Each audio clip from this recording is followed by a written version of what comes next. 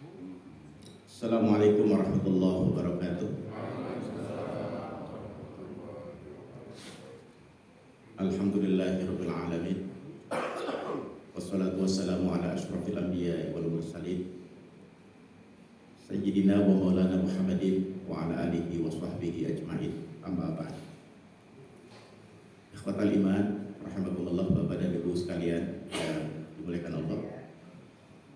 Pertama-tama kita ucapkan alhamdulillah, bersyukur kepada Allah di pagi hari yang sejuk ini kita masih diberikan iman sehat, panjang umur serta kesempatan untuk sama-sama hadir di tempat yang mulia ini, Masjid Al-Falah, dalam rangka kita sama-sama melaksanakan sholat subuh berjamaah dan kita lanjut dengan kajian rutin.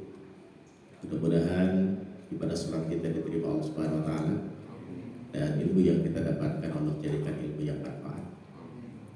Dan mari kita bersolawat kepada Nabi kita Muhammad Sallallahu Alaihi Wasallam. Mari sama-sama kita buka ta'lim kita dengan membaca basmalah. Bismillahirrahmanirrahim. Bapak dan Ibu hadirin hadirat sekalian yang dimuliakan Allah, pada kesempatan yang baik ini insyaallah kajian kita, materi yang saya sampaikan adalah berkaitan dengan fi fadilatil iman, ya, tentang keutamaan iman, ya. Sebelum berbicara tentang keutamaan iman, kita harus tahu definisi apa itu iman, ya. Iman itu artinya percaya atau yakin. Kita iman kepada Allah berarti kita yakin, percaya adanya Allah. Yakin, percaya Allah adalah Tuhan kita. Yakin dan percaya Allah adalah Tuhan semesta alam. Karena kita percaya, kita yakin Allah Tuhan kita, Allah Tuhan semesta alam, maka kita disebut orang mukmin. Kita disebut orang mukmin. Jadi kalau kita ditanya oleh orang lain, Bapak orang mukmin? Ya, saya orang mukmin. Saya orang beriman. Terus ditanya lagi, orang beriman itu orang apa? Mukmin itu siapa? Jawabannya adalah orang yang percaya Allah Tuhannya. Orang yang percaya, yakin Allah Tuhan semesta alam. Itu namanya mukmin atau orang beriman. Lawan dari orang mukmin, lawan dari orang beriman, atau kebalikan dari orang mukmin, kebalikan orang beriman, namanya kafir. Jadi orang yang tidak percaya, tidak yakin Allah sebagai Tuhan, orang yang tidak percaya dan tidak yakin Allah Tuhan semesta alam, namanya kafir. Dan itulah terminologi dalam Al-Quran, itulah istilah yang ada dalam Al-Quran. Yang percaya Allah namanya mukmin, yang tidak percaya namanya kafir. Udah begitu dalam Al-Quran, dalam hadis, gak usah diputar-putar, gitu. Karena ini kan kadang-kadang ada aja orang yang mempermasalahkan satu terminologi, satu istilah yang itu sudah baku, Allah yang menyebutnya dalam Al-Quran maupun hadis. Orang Islam itu jangan bilang orang di luar Islam itu kafir. Itu katanya kejahatan verbal. Ayah-ayah wae. Padahal dalam Quran ya memang begitu bahasanya. Ya. Yang tidak beriman itu kafir, yang tidak percaya Allah sebagai Tuhannya adalah kafir. Yang percaya itu mukmin. Ini hadirin rahimakumullah. Nah, sebagai orang mukmin, ya, sebagai orang beriman, ya, kita harus mengerti, ya, memahami hakikat daripada keimanan itu sendiri, ya. Nah, apa itu iman? Hadirin rahimakumullah, sangat masyhur, ya, sudah sangat terkenal, ya, pengertian iman dalam pemahaman kita, sebagaimana juga disampaikan oleh para ulama ya, dan disampaikan oleh para guru-guru kita ya, bahwa iman itu harus mengandung 3 unsur ya, yang ketiga-tiganya harus hadir, harus ada, yaitu adalah keyakinan yang ada di dalam hati, tasdiqun bil qalbi ya, membenarkan. Misalnya membenarkan bahwa Allah itu ada ya, tidak mengingkarinya, hati yakin Allah ada. Ada orang berkata kepada kita, Anda kan gak pernah lihat Allah, seperti apa bentuknya? Anda juga gak pernah dengar Allah suaranya seperti apa ya? Allah juga belum pernah Anda ya, tahu seperti apa bentuknya. Maka kita katakan, saya tidak akan pernah bisa melihat Allah dengan mata kepala saya di dunia. Saya tidak akan mungkin bisa mendengar suara Allah di dunia ya, seperti apa nggak bisa. Tapi hati saya yakin bahwa Allah benar-benar ada. Jadi tasdiqun bil qalb. Yakin ya, dengan hati, membenarkan dengan hati. Ya. Dan itu yang kita lakukan, itu yang kita kerjakan. Bahwa kita percaya Allah itu ada, yakin, seyakin-yakin. Walaupun kita nggak pernah lihat, karena memang Allah tidak mungkin bisa dilihat. La tudrikuhul absar wa huwa yudrikul absar. Allah tuh nggak mungkin bisa dilihat oleh mata kepala kita di dunia. Wa huwa yudrikul absar. Tapi Allah yang melihat kita, Allah yang melihat mata kita. Kita nggak bisa dengan mata kita melihat Allah di dunia. Jadi tasdiqun bil qalb, membenarkan dengan wa qaulun bil lisan, yaitu mengucapkan atau pengucapan di lisan. Jadi pembenaran yang ada di hati adanya Allah tadi ya, membenarkan yakin Allah ada dengan hati. Lalu kemudian saat yang sama lisan pun juga mempersaksikan, menyatakan pengakuan bahwa Allah itu ada. Nah, di antaranya adalah 2 kalimat syahadat yang kita ucapkan. Asyhadu an la ilaha illallah. Itu adalah qaulun bil lisan. Ucapan iman yang dilakukan oleh lisan kita. Sebuah pengakuan yang secara verbalistik kita ucapkan. Amantu billah, aku beriman kepada Allah. 2 kalimat syahadat. Bahkan kalau kita baca dalam beberapa kitab, misalnya Said Sabiq, saya lupa judul bukunya, pernah saya baca ya, baca Quran, berdoa, berzikir, itu perkataan-perkataan iman. Ketika kita meminta, memohon kepada siapa? Pada Allah, yakin Allah ada, sehingga lisan kita meminta kepada Allah. Doa itu adalah qaulun bil lisan, ucapan iman. Kita berzikir, menyebut nama Allah, subhanallah, walhamdulillah, wala ilaha illallah, wallahu akbar. Kita puji Allah, kita sebut-sebut Allah dengan lisan kita. Itu adalah qaulun bil lisan. Jadi hadirin, yang kedua, unsur kedua adalah pekerjaan lisan berupa ucapan pengakuan Allah Tuhan kita. Yang ketiga, iman itu harus mengandung unsur wa amalun bil arkan, yaitu pengamalan aplikatif yang dikerjakan oleh anggota badan kita. Salat yang kita kerjakan ini iman, amal iman. Baca Quran, amal iman oleh anggota badan. Berangkat haji ya, nyari ilmu, nuntut ilmu ya, itu pekerjaan iman, unsur-unsur iman yang dikerjakan oleh anggota badan kita.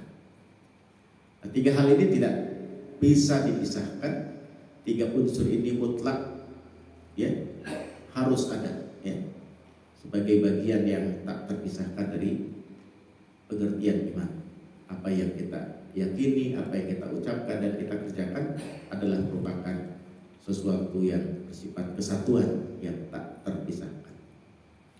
Hadirin rahimakumullah, dalam kitab ini disebutkan apa itu iman? Wa huwa fil lughah, dalam bahasa itu artinya tasdiqul qalbi, ya. Itu membenarkan dengan hati tadi, ya. Bahkan al-mutadamminu lil ilmi bil musaddiq bihi, dibarengi dengan ilmu, ya, oleh orang yang membenarkan hal tersebut.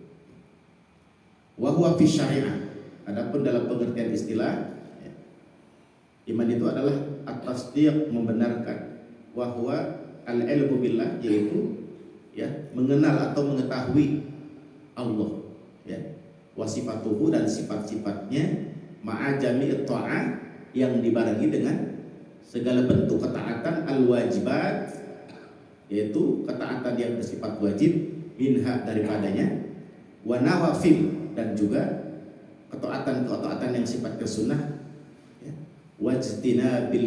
wajtinabiz zalati wal ma'asi, dan menjauhi segala perkara yang menyimpang dan segala perbuatan durhaka.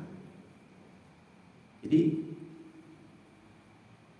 dalam kitab ini katakan bahwa iman itu adalah mengenal Allah, ya, memiliki ilmu, ya, tentang adanya Allah, ya, dan sifat-sifatnya yang dibarengi dengan jami' ta'at, ya, yang disertai dengan ketaatan seperti sholat, ya, taat, al-wajibat minha, ya, berupa kewajiban, wa nawafil, ya, dan ketaatan yang sifatnya sunnah. Tapi juga wajtinabiz zalati wal ma'asi, dan juga menjauhi apa yang perkara menyimpang, ya, perkara terlarang dalam agama, ya, wal ma'asi, dan segala bentuk kedurhakaan. Hadirin rahimakumullah. Wa yazuju, dan boleh juga dikatakan ayyuqalu wa yajuzu ayyuqal al-imanu huwa din wa syariah wal millah. Boleh juga dikatakan bahwa iman itu adalah ad-din, agama, syariah wal millah, dan jalan. Jadi agama itu adalah iman, syariat itu adalah iman, jalan yang Allah ajarkan kepada kita itu adalah iman. Hadirin rahmatullah. Nah, di sini saya akan sampaikan, ya, beberapa hadis Rasulullah Shallallahu Alaihi Wasallam, ya, terkait dengan hakikat daripada keimanan itu sendiri. Qala Nabi Shallallahu Alaihi Wasallam, bersabda Nabi Shallallahu Alaihi Wasallam, al-imanu ma'rifatu bil qalbi wa qaulun bil lisan wa amalun bil arkan. Kata Nabi, iman itu adalah ma'rifatun, ay akdun, yaitu adalah akad, ya, atau keyakinan, akdun, ya, bil qalbi, dengan hati, wa qaulun bil lisan, ya, ucapan dengan lisan, ya, wa huwa annatku bi syahadatain, yaitu ucapan dua kalimat syahadat, ya, sebagaimana yang dikatakan oleh ulama di sini Al-Qasqalani. Wa amalun bil arkan, dan pengamalan dengan anggota badan. Jadi kesempurnaan iman adalah dengan mengamalkan, ya, secara konkret, amalan-amalan badan, ya, seperti sholat, berhaji, berzakat, dan seterusnya. Jadi ini dalam sebuah keterangan Nabi SAW bersabda bahwa iman itu adalah ma'rifatun, ya, ilmu, pengetahuan, atau, ya, akdun tadi, keyakinan dengan hati, ya, dan pengucapan di lisan, dan pengamalan oleh anggota badan. Hadirin rahimakumullah.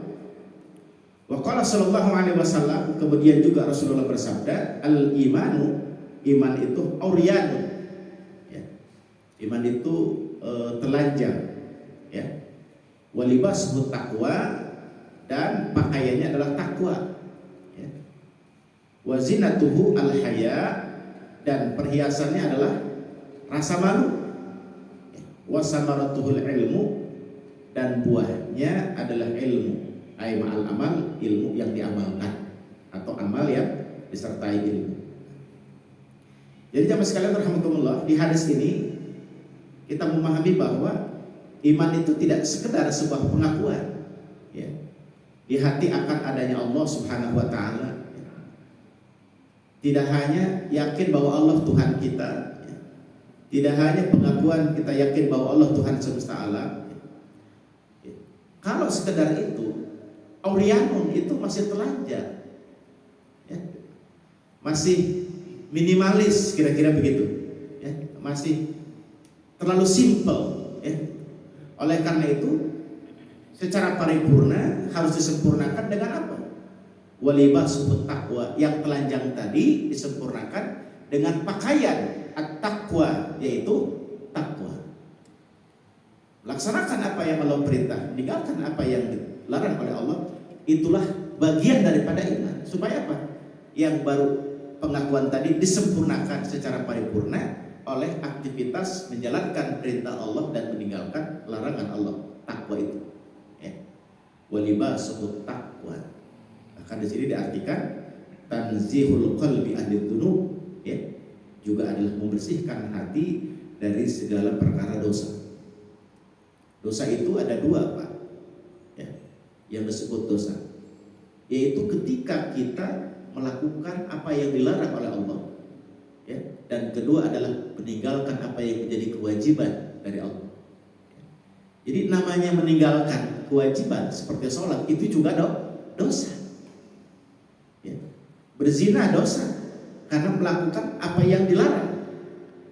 Meninggalkan sholat yang diperintahkan itu juga dosa. Jadi itulah jenis dosa. Mengerjakan yang dilarang, dan kedua adalah meninggalkan apa yang wajib. Itu dosa. Kalau kita buka di dalam kitab Al-Kabair, kumpulan dosa-dosa besar, kitab yang sangat populer itu di pesantren-pesantren, para kiai itu pasti punya itu kitab itu, ya. Ternyata di situ disebutkan dosa-dosa besar itu, di antaranya tarkus sholat, meninggalkan sholat, ya. Zina ada, sihir ada, membunuh ada, mencuri ada di situ. Tapi ternyata bahkan masuk di 5 besar itu, ya, tarkus sholat, meninggalkan sholat. Hadirin rahmatullah, hati-hati kita. Jadi namanya dosa itu bukan cuma mengerjakan yang dilarang, meninggalkan yang wajib pun adalah perkara dosa, ya. Tidak bayar zakat, tarkus zakat, dosanya berat benar, ya. Dalam Al-Quran diceritakan dalam beberapa ayat, nanti hartanya dikumpulkan di yaumul qiyamah, ya, nanti akan dikalungkan di lehernya, ya. Satu lagi akan disetrikakan di punggungnya, ya. Dipanaskan lalu diistrikakan di punggung orang yang tidak berzakat. Itulah gambaran betapa meninggalkan kewajiban pun juga adalah bagian dari perkara dosa. Oleh karena itu maka iman tadi al-iman uryanun, ya, maka walibasuhut taqwa, pakaiannya adalah takwa. Maka untuk mengukur indikator, ya, tolok ukur kualitas iman kita, kita bisa lihat dari sikap kita tadi, komitmen dalam melaksanakan perintah Allah dan apa yang kita tinggalkan dari apa yang dilarang oleh Allah. Dengan kata lain hadirin, orang yang beriman itu membangun hubungan sebaik-baiknya dengan Allah, membangun hubungan sebagus-bagusnya dengan Allah. Maka itu menunjukkan kita punya kualitas iman. Hadirin, kalau kita baca dalam Al-Quran, ya, ada petunjuk yang sangat jelas dalam Al-Quran. Siapa sih orang yang dikatakan hubungannya baik dengan Allah? Apakah kita sudah baik hubungan kita dengan Allah? Sudahkah hablum minallah kita ini sudah sebaik-baiknya hubungan kita dengan Allah? Saya ingin sampaikan beberapa ayat dalam Al-Quran yang kita tadabburi, yang menunjukkan tanda bahwa hubungan kita baik dengan Allah. Yang pertama indikatornya adalah ketika kita seperti yang disebut dalam Al-Baqarah 165. Walladzina amanu asyaddu hubban lillah. Walladzina amanu asyaddu hubban lillah. Ini indikator pertama seseorang yang atau kita yang dikatakan baik hubungan kita dengan Allah. Walladzina amanu, dan orang-orang yang beriman, asyaddu hubban lillah, adalah mereka yang sangat mencintai Allah. Jadi kita ini dikatakan baik hubungan kita dengan Allah ketika kita benar-benar mencintai Allah. Asyaddu hubban lillah. Kecintaan kita kepada Allah di atas kecintaan kita kepada apa? Kepada siapa? Kita cinta orang tua kita, Allah lebih kita cinta. Lihat bagaimana seorang sahabat Abdurrahman Sa'ad bin Abi Waqqas, ya. Kalau kita baca biografinya kan, ibunya sampai ngancam-ngancam gak mau makan, ya gitu, mogok makan gara-gara Sa'ad bin Abi Waqqas masuk Islam, ya. Sampai diancam seperti itu. Nah, kalau kamu ikut Muhammad, kalau kamu tidak kembali kepada agama kami, ya, ibu tidak akan makan, mati sekalipun gak apa-apa. Digertak begitu. Sa'ad bin Abi Waqqas bukan tidak cinta kepada ibunya, tapi beliau lebih cinta kepada Allah Subhanahu wa taala. Dia tidak lepaskan imannya. Walladzina amanu asyaddu hubban lillah. Para sahabat, ketika kata Nabi, wahai para sahabatku, pasukan kafir sudah siap dengan kekuatan mereka untuk menggempur kita, memerangi kita, menyerang kita. Saatnya kita sambut panggilan Allah untuk berjihad di jalan Allah, memperjuangkan agama Allah. Para sahabat siap, gitu. Gak ada yang bilang aku gak ikut ya Rasul. Kenapa mereka mau maju ke medan perang, meninggalkan istri, meninggalkan anak, meninggalkan bisnis, meninggalkan keluarga, meninggalkan harta benda? Karena mereka asyaddu hubban lillah. Mereka sangat cinta kepada Allah. Tadi jam 3, setengah 4, ya, kita masih merasakan dinginnya pagi, ya, ngantuk luar biasa. Tapi kita tinggalkan kecintaan dengan diri kita, kenikmatan duniawi kita tinggalkan sementara untuk bangun karena kita cinta kepada Allah. Kita tahajud, ya, kita berangkat ke masjid, salat subuh jamaah, ya, kita duduk di sini sekarang thalabul ilm. Ini kenapa dilakukan? Walladzina amanu asyaddu hubban lillah, kan semata-mata cinta kita kepada Allah, ya. Itu yang pertama, Bapak Ibu. Jadi hubungan kita dikatakan baik dengan Allah adalah hubungan cinta ketika kita benar-benar mencintai Allah. Walladzina amanu asyaddu hubban lillah. Surat apa tadi? Al-Baqarah 163. Jadi ingat-ingat ya, di rumah dibaca. Oh iya benar ya. Karena ini umumnya jamaahnya adalah pendengar semua ya. Jadi mengandalkan daya pendengaran dan daya ingat. Mudah-mudahan terjaga ingatannya ya. Pas keluar pintu masjid tetap ingatannya masih ingat. Oh tadi Ustadz bahas apa ya? Ayat-ayat apa begitu ya? Jadi jarang-jarang ditulis ya. Saya ada jamaah tuh di salah satu masjid, ibu-ibu kreatif. Jadi ustadz-ustadz yang mengisi itu dicatat tuh materi yang disampaikan. Sampai akhirnya ibu itu bikin buku. Jadi buku, saya juga dapat bukunya. Jadi beberapa materi saya sampaikan ada di buku itu. Pokoknya dari ustadz-ustadz yang menyampaikan, catat sama beliau dan kemudian jadi buku. Ibu kreatif, ya luar biasa. Begitu. Masya Allah. Mudah-mudahan daya ingatnya dijaga oleh Allah, amin. Jadi kita ngaji ini jangan sampai cuma lewat doang gitu ya. Mudah-mudahan terjaga ya di umur. Ayat berapa tadi? Al-Baqarah 165 ya. Harus diingat sebagaimana kita ingat tanggal perkawinan. Tanggal lahir anak ya, jangan sampai nggak tahu tuh tanggal lahir istri ya. Hadirin rahmatullah. Itu yang pertama. Yang kedua, hubungan kita orang beriman dikatakan baik adalah ketika kita senantiasa bersyukur kepada Allah. Jadi kita selalu bersyukur, berterima kasih kepada Allah. Dengan lisan kita selalu mengucap alhamdulillah. Dengan hati kita bahwa kita sehat, rezeki lapang, urusan gampang, anak-anak pada sukses, sekolahnya, karirnya. Hada min fadli Rabbi, ini semua dari Allah. Ya. Disadari, hati kita menyadari bahwa kenikmatan itu minallah, dari Allah. Lalu kemudian segala kenikmatan itu kita gunakan dalam kebaikan sebagaimana yang menghendaki sang pemberi kepada kita. Yang dikehendaki oleh sang pemberi itu Allah Subhanahu wa Ta'ala.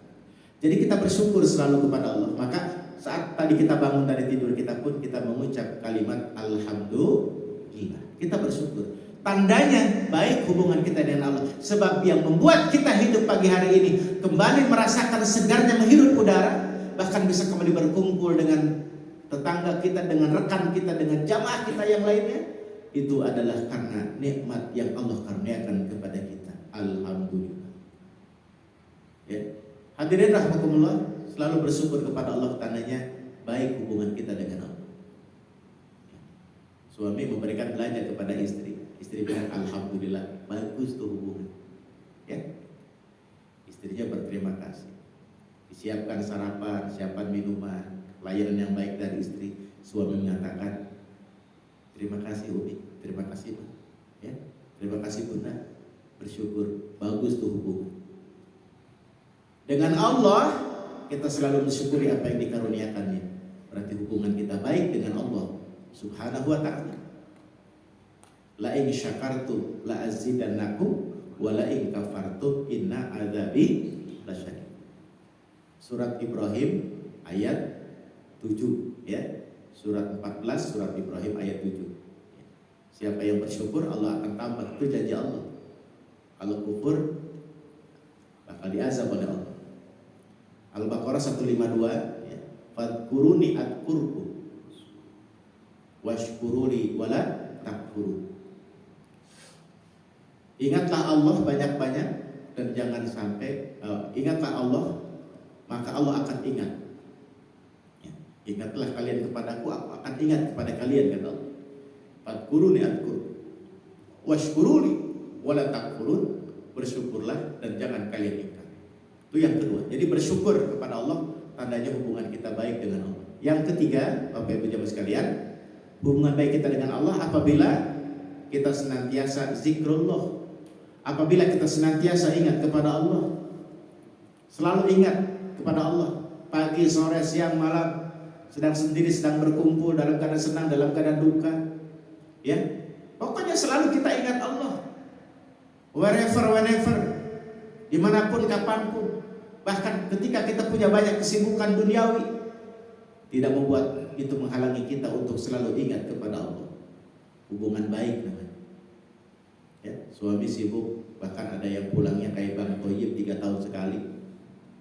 Ya, gitu. Tapi kalau hubungannya baik, di tiap malam video call, minimal seminggu sekali video call. Tanya-tanya, telepon dan sebagainya. Ya, begitu hubungannya baik lah.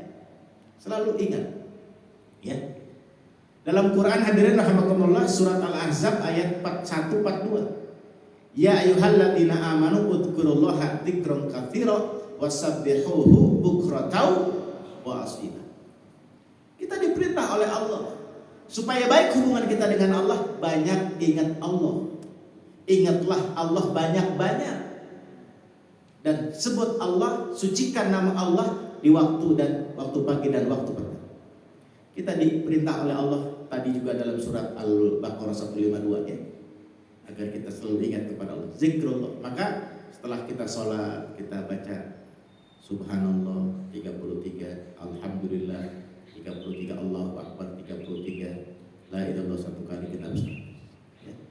Bahkan di luar itu pun kita juga memperbanyak kalimat-kalimat zikir. Ya. Subhanallah, Subhanallahil azim wa bihamdi, Subhanallahil azim wa bihamdi, Subhanallahil azim wa bihamdi.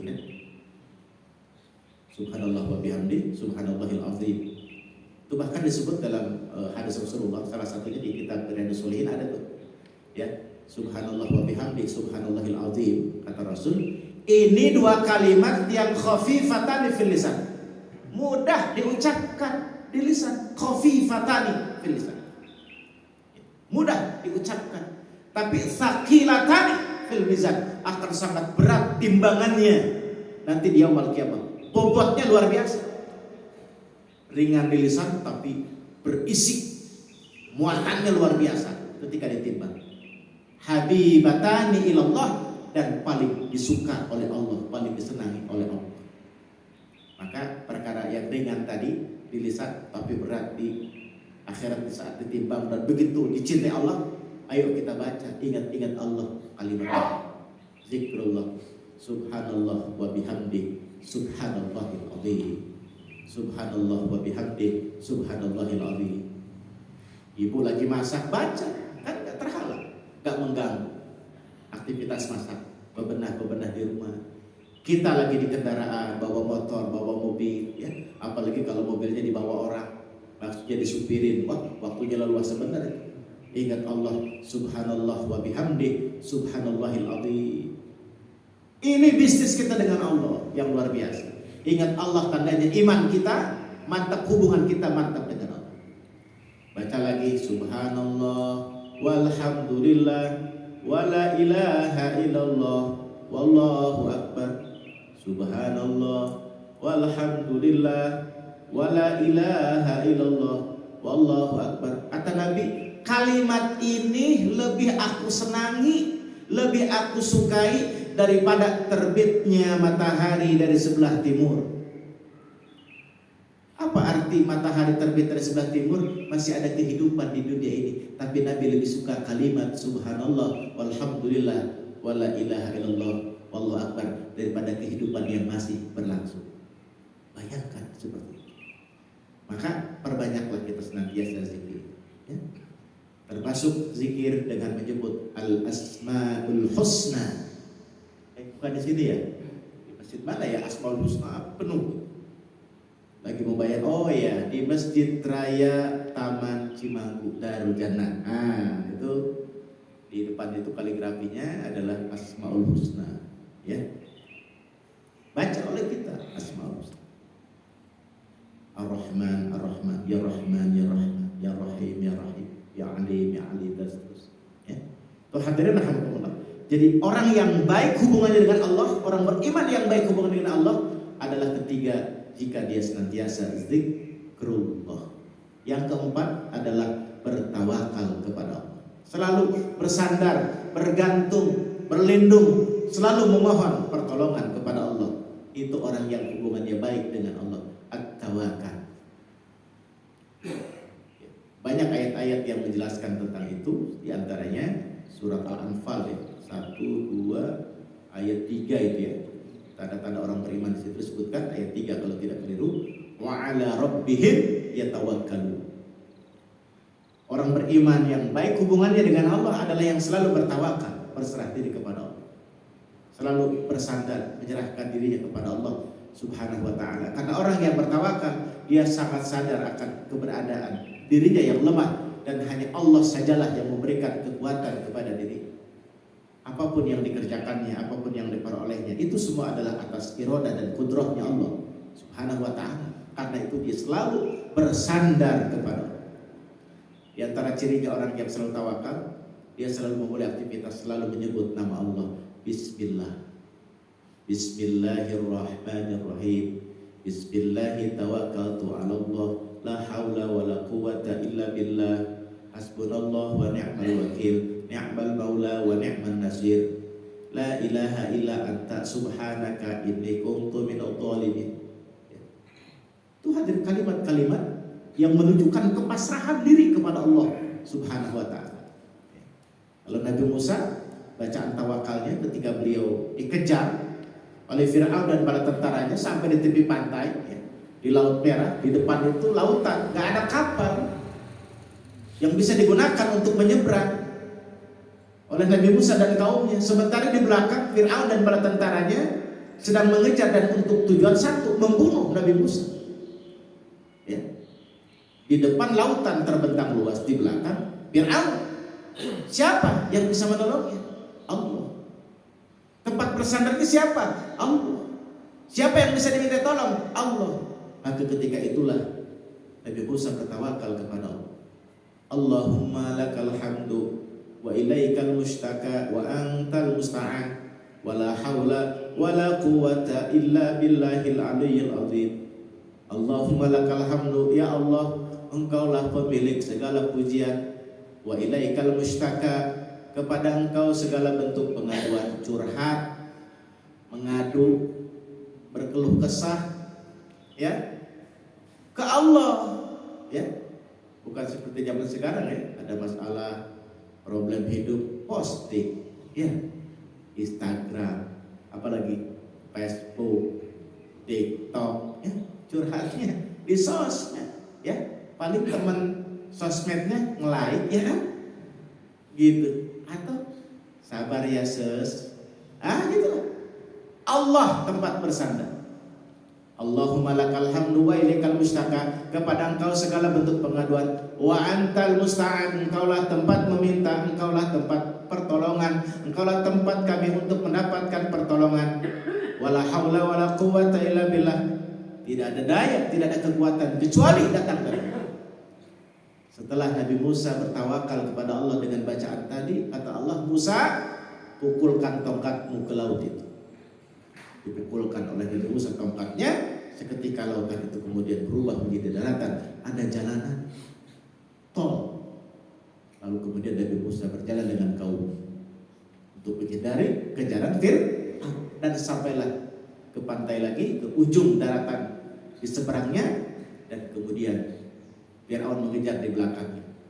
Setelah Nabi Musa naik ke daratan, maka air yang tadi sempat berubah menjadi daratan kembali dirubah menjadi air, dan binasalah Fir'aun dan bala tentara. Inilah pertolongan Allah kepada Nabi Musa, karena Nabi Musa bertawakal kepada Allah. Nabi Ibrahim alaihissalam ketika dibakar oleh Raja Namrud, dalam riwayat beliau membaca hasbunallah wa ni'mal wakil, ya, hasbunallah wa ni'mal wakil, ni'mal maula wa ni'man nasir. Rasulullah dan para sahabat ketika menghadapi pasukan-pasukan kafir dalam peperangan, hasbunallah wa ni'mal wakil, itu jimatnya, itu jampeknya, ya, itu kekuatan untuk mendapatkan pertolongan Allah. Maka bertawakallah kita senantiasa kepada Allah, dikala senang, dikala susah, dikala sehat, dikala sakit, ya, dikala lapang, dikala sempit, selalu kita bersandar kepada Allah. Dialah Allah, sebagaimana yang selalu kita ucapkan dalam sholat, iyyaka na'budu wa iyyaka nasta'in. Karena Allah tempat kita ibadah, dan Allah tempat kita bergantung, kita bertawakal. Bertawakallah kepada Allah. Dan kemudian hadirin rahimakumullah, yang keberapa nih? Yang keenam ya? Yang kelima, hubungan kita baik dengan Allah apabila kita senantiasa taat kepada Allah, ya, senantiasa kita patuh kepada Allah. Yang Allah perintah kita kerjakan, yang dilarang kita tinggalkan. Wa atiullaha war rasul la'allakum turhamun. Al-Imran 132 ya.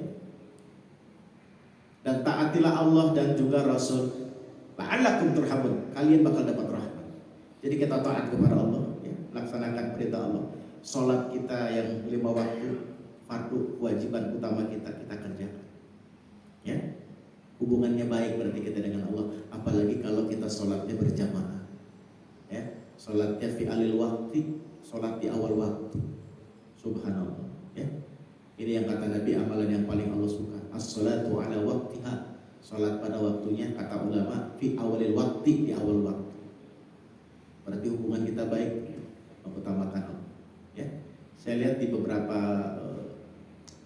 perusahaan, ya, perusahaan-perusahaan di konstruksi, kalau nggak saya pernah lihat di salah satu berita itu, channel YouTube waktu itu saya lihat, jadi ada manajernya atau direkturnya ya sedang diwawancara dalam urusan pekerjaan gitu. Saya lihat di backgroundnya itu, di kamera itu ada tulisan peringatan itu, utamakan sholat dan keselamatan kerja. Tertulis, terpampang seperti itu. Kalau nggak salah di perusahaan kayak konstruksi gitu, apa yang baja-baja itu, besi-besi itu. Termasuk kalau nggak salah di PT Dirgantara Indonesia juga, kalau tidak salah ya. Mau dikoreksi nanti bapak-bapak yang mungkin ada saudara atau salah satu bos di PT Dirgantara. Itu kalau nggak salah juga ada tulisannya, utamakan sholat dan keselamatan kerja. Subhanallah. Artinya apa kalau utamakan sholat? Kapan waktu sholat datang? Tunda dulu kerjaan-kerjaan kita. Sholat dulu, utamakan urusan kita dengan Allah. Ya. Saya juga pernah lihat juga di salah satu YouTube itu ada seorang pemilik perusahaan. Gak banyak sih karyawannya, di bawah 100. Jadi di waktu sholat itu dia hentikan kegiatan produksi perusahaan itu. Ya, jadi semua karyawan itu wajib untuk sholat berjamaah. Bahkan yang bersangkutan, sang ownernya itu yang menjadi pemilik, ya, yang menjadi imam ya, dari sholat. Subhanallah. Tuh hadirin, saya kira dalam keluarga kita, dalam rumah tangga kita begitu ya. Kita utamakan sholat. Bila perlu tulis itu di ruang tamu kita, di tiap pintu-pintu kita ya. Utamakan sholat. Insya Allah kalau sholat kita udah beres, urusan yang lain akan mudah ya. Tapi kalau sholatnya udah ada masalah, aduh repot. Banyak juga tuh jamaah saya yang konsul lah, kira-kira ngobrol ada masalah-masalah apa gitu ya. Pertama yang sering saya komentari adalah ketika cerita ini ada masalah anak, masalah ekonomi sebagainya. Sholatnya gimana? Sholat ibu gimana? Sholat bapak gimana? Gitu, ya. Begitu ya. Jadi kalau kita sudah baik hubungan kita dengan Allah, taat kepada Allah, ya, maka insya Allah ya urusan kita akan dibikin mudah oleh Allah Subhanahu Wa Taala.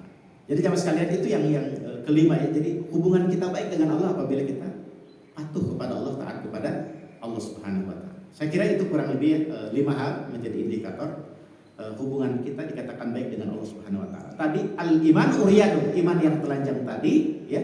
Walibasut taqwa, pakaian adalah takwa, dan di antara bentuk takwa itu tadi yang 5 perkara itu, ya bagian daripada penjabaran makna takwa. Bagaimana kita membangun hubungan. Dan ingatlah dalam Al-Quran dikatakan inna akramakum indallahi atqakum. Oleh yang paling mulia, yang paling hebat itu adalah orang yang paling bagus takwanya, yang paling bagus hubungannya dengan Allah. Hadirin rahimakumullah. Wa zinatuhul haya, dan perhiasan daripada iman itu adalah al-haya, yaitu adalah rasa malu, ay minallah, malu kepada Allah fi ityani nahihi, ketika melakukan atau mendekati atau melaksanakan apa yang dilarang. Malu kepada Allah kalau mengerjakan perkara yang dilarang. Jadi iman itu, ya, buah daripada iman, perhiasan iman itu adalah adanya rasa malu pada diri kita kalau kita fi ityani nahi, mendatangi atau melakukan perkara yang dilarang. Malu kita sama Allah. Orang beriman itu punya rasa malu kalau melakukan apa yang dilarang. Kenapa harus malu? Ya malu. Yang ngasih hidup Allah, yang ngasih oksigen dihirup gratis Allah. Masa mau maksiat sama yang ngasih? Ya. Yang ngasih rezeki setiap hari, setiap saat Allah. Masa mau maksiat kepada Allah? Ya. Yang ngasih kehidupan Allah. Masa mau maksiat kepada Allah? Ya. Jadi orang yang beriman kepada Allah, dia akan punya rasa malu kepada Allah Subhanahu Wa Taala kalau melakukan perbuatan yang tidak Allah suka. Ya, kita aja di lingkungan masyarakat kalau ada orang baik ke kita rasanya nggak berani melakukan sesuatu yang buruk kepada orang yang baik sama kita. Ya, kita punya atasan di kantor misalnya, baik juga ke kita.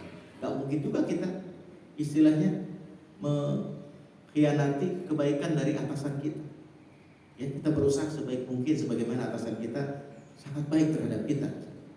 Apalagi kepada Allah yang kebaikannya super baik, yang tidak terhitung kenikmatan-kenikmatan Allah yang diberikan kepada kita, yang tidak terhitung kebaikan Allah yang diberikan kepada kita. Wa in ta'uddu ni'matallahi la tuhsuha. Masa kita mau ngerjain apa yang Allah tidak suka, apa yang dilarang oleh Allah? Maka wa zinatuhul haya, buahnya adalah rasa malu.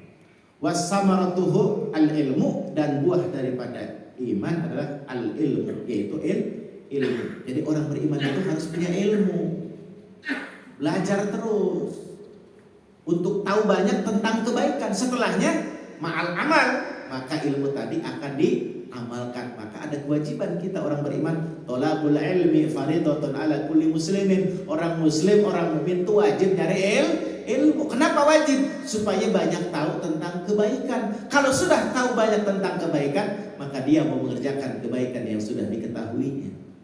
Karena kita belajar untuk ilmu bukan untuk menjadi pengumpul ilmu, jami'ul ulum, bukan. Bukan pengumpul ilmu, bukan kolektor, bukan.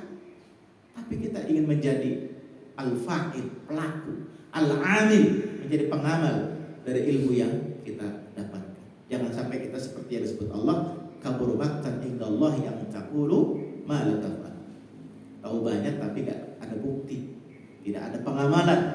Ilmu yang kita pelajari bagi orang beriman harus bersifat aplikatif, ya, kita bisa amal. Wa qala sallallahu alaihi wasallam, juga Rasulullah bersabda, la imana liman la amanatalah. Tidak ada iman orang yang tidak punya amanah. Ini hadis berikut.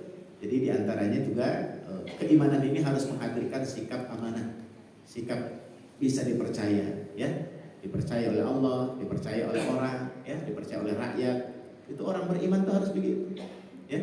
Maka seorang pemimpin kalau dia beriman ketika terpilih atau dilantik, nangis dia, takut sama Allah. Kenapa? Di pundaknya ada amanah yang sangat berat, yang kalau bisa melaksanakan tentu pahala dari Allah, surga. Tapi kalau menyimpang dari amanah, nggak sesuai dengan amanahnya, tentu berat pertanggungjawabannya di hadapan Allah. Nangis tuh kalau orang yang beriman ketika mendapatkan amanah, ya, karena dia bertanggung jawab, ya, untuk melaksanakan apa yang menjadi tugasnya. Kalau orang beriman, ya, kecuali kalau yang tidak beriman atau imannya cuma lipstick doang, ya, gitu. Soal amanah ya amanah saja begitu. Tuh hadirin rahimakumullah. Wa qala sallallahu alaihi wasallam, juga Rasul bersabda, la yu'minu ahadukum hatta yuhibba li akhihi ma yuhibbu li nafsihi. Juga orang beriman dikatakan tidaklah beriman seseorang kalian secara sempurna imanan kamilan hatta yuhibbu li akhihi ma yuhibbu li nafsihi, sehingga ia mencintai saudaranya sebagaimana ia mencintai dirinya sendiri. Hadirin rahimakumullah, saya kira ini beberapa hal yang bisa disampaikan dalam makalah keutamaan iman. Masih banyak sebetulnya hadis-hadisnya, tapi kesimpulannya adalah bahwa iman itu adalah perkara pokok, ya, dalam agama, sehingga kemudian kita disebut sebagai orang beriman karena hal yang pokok itu yang kita lakukan, yaitu keimanan kita kepada Allah, mengaku Allah Tuhan kita, ya. Dan tentu saja pengakuan kita kepada Allah tadi disebutkan juga harus dibarengi dengan ilmu mengenal Allah dengan sifat-sifatnya, yang dibarengi juga dengan pengamalan, ketaatan, melaksanakan apa yang diwajibkan dan apa yang sunnah, serta juga meninggalkan apa yang menyimpang dan apa yang dinilai durhaka ataupun keburukan di dalam agama. Ini saja barangkali yang bisa disampaikan, kurang lebih mohon maaf. Dan jika ada pertanyaan, nanti ditunda saja, silakan ditanyakan kepada ustadz yang lain, karena saya sudah harus segera berangkat, ada jadwal ngisi kajian juga di Azimar jam 6.00, ya, jam 7 di Tajur Halal. Jadi ada 2 tempat lagi, ya. Mohon izin saya pamit duluan dan mohon maaf kalau ada kata-kata yang kurang berkenan. Mudah-mudahan Allah pertemukan lagi kita di waktu yang akan datang. Amin. Billahi taufiq wal hidayah. Mari sama-sama kita buka tutup dengan bacaan hamdalah. Alhamdulillahirabbil alamin. Subhanaka Allahumma wa bihamdika asyhadu an la ilaha illa anta astaghfiruka wa atubu ilaik. Assalamualaikum warahmatullahi wabarakatuh.